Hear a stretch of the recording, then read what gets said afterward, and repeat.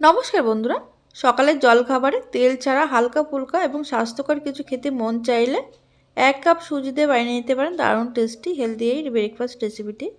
এটা সকালের জলখাবার ছাড়া আপনারা বাচ্চাদের টিফিনে তৈরি করে দিতে পারেন, এমনকি স্কুল অফিসেও নিয়ে যেতে পারেন। খেতে কিন্তু ভীষণ টেস্টি হয়।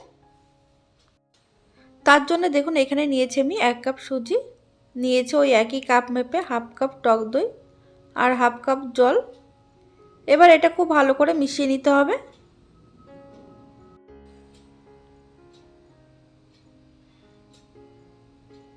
দেখুন ভালো করে মিশিয়ে নিয়েছি। এবার এটা আমি রেখে দেব রেস্টে 5 মিনিট।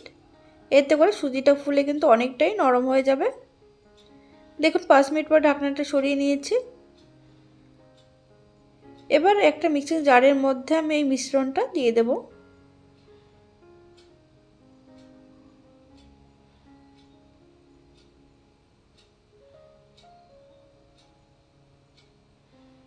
এবার এর মধ্যে দিয়ে দিচ্ছি আমি সামান্য পরিমাণে জল। এবার এটা কিন্তু একদম মিহি করে বেটে নিতে হবে। দেখুন মিশ্রণটা একদম মিহি করে বেটে নিয়েছি।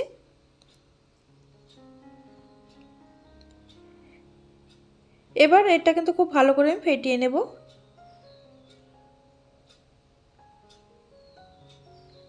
ভালো করে ফেটিয়ে নেওয়ার পর এবার এর মধ্যে দিয়ে দিচ্ছি সামান্য পরিমাণে জিরে, দিয়ে দেব স্বাদ মতো নুন, আর দিয়ে দিচ্ছি সামান্য চিনি। এর মধ্যে সামান্য একটু চিনি দিলে টেস্টটা ভীষণ ভালো হয়। আর দিয়ে দিলাম 1 থেকে 2 ফোঁটা মতন সাদা তেল। এবার এটা কিন্তু খুব ভালো করে এবার মিশিয়ে নিতে হবে।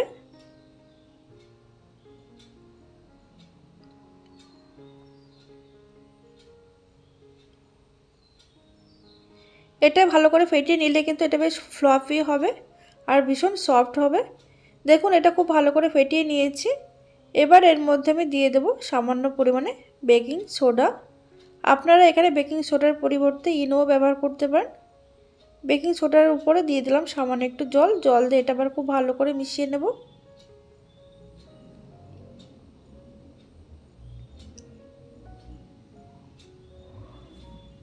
দেখুন ভালো করে মিশিয়ে নেওয়া হয়ে গেছে। ব্যাটারটা ঠিক এরকম হবে, খুব বেশি পাতলা হবে না, ঠিক এরকম হবে। এবার দেখুন একটা প্লেটে আমি দিয়ে দেবো 1 ফোঁটা মতো তেল। তেলটাকে এবার খুব ভালো করে ব্রাশ করে নিচ্ছি।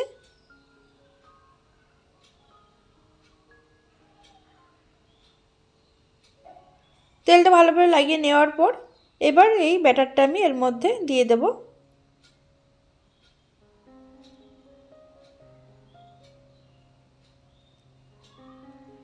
ব্যাটারটা সম্পূর্ণ দেওয়ার পরে এটা কিন্তু 2 হাতে ঠিক এরকমভাবে একটু ট্যাপ ট্যাপ করে দিতে হবে, যাতে করে ভেতরে এয়ারটা বাইরে বেরিয়ে আসে।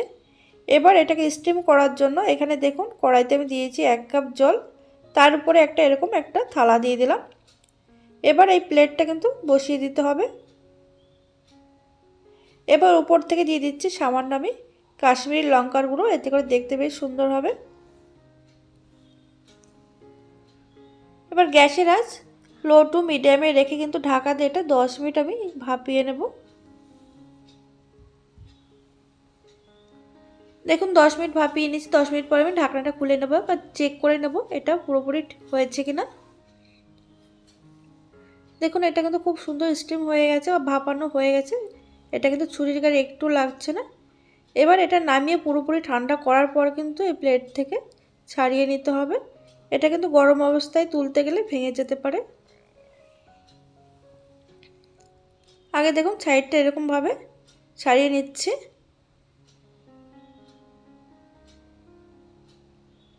এবার একটা ছুরি দিয়ে এরকম মাঝখান বরাবর আমি কেটে নেব। এটা ভীষণ হেলদি আর খেতেও কিন্তু ভীষণ ভালো হয়। দেখুন এটা কিন্তু ভীষণ সফট হয়েছে।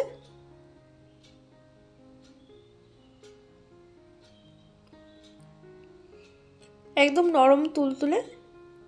এইভাবে আমি সবগুলো কেটে নেব। এবার এগুলোকে একটু হালকা একটু ফ্রাই করার জন্য এর মধ্যে দিয়ে দিলাম আমি সামান্য পরিমাণে তেল। তেলটাকে এটা খুব ভালো করে লাগিয়ে নিচ্ছি। এটা আপনারা এইভাবে ফ্রাই না করেও কিন্তু এমনি এমনিও খেতে পারেন। এটা টমেটো কেচাপ হোক বা গ্রিন চাটনি বা টমেটোর চাটনির সঙ্গে খেতে কিন্তু অসাধারণ লাগে। এবারে দেখুন তেলটা ভালোভাবে গরম হয়ে যাওয়ার পর গ্যাসের আঁচ একদম লোতে রেখে এই সুজির নাস্তাটা দিয়ে দিলাম। দিয়ে এটা কিন্তু 15 থেকে 20 সেকেন্ড রেখে কিন্তু হালকা করে এইভাবে দুপাশটা সেঁকে নিতে হবে, এইভাবে বা হালকা করে ভেজে নিতে হবে।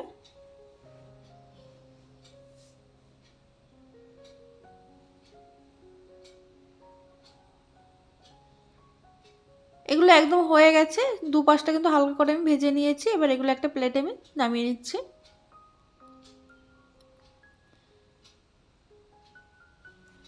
তাহলে বন্ধুরা আপনারা দেখতেই পেলেন কত সহজে তৈরি হয়ে গেল একদম নরম তুলতুলে সফট স্পঞ্জি সুজির এই হেলদি টিফিন রেসিপি।